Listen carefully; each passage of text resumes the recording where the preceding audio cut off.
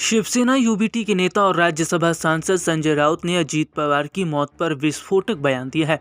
संसद के बजट सत्र में शामिल होने के लिए दिल्ली पहुंचे संजय राउत ने अजीत दादा के प्लेन क्रैश पर सवाल खड़े कर दिए। राउत ने कहा कि उठने भी चाहिए।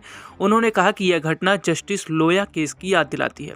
राउत ने कहा कि जीत पवार की प्लेन क्रैश में मौत हुई और जो बातें सामने आ रही हैं उसकी जांच होनी चाहिए। मुझे लगता है इसमें कुछ गड़बड़ है।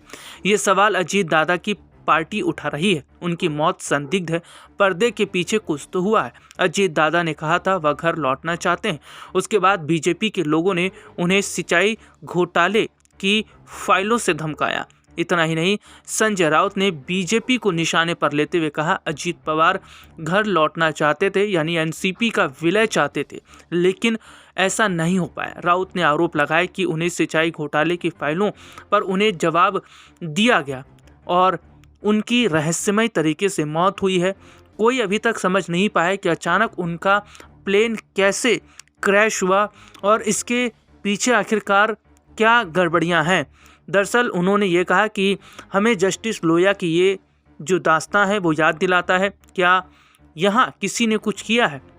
अजीत पवार की 28 जनवरी को प्लेन क्रैश में मौत हो गई थी।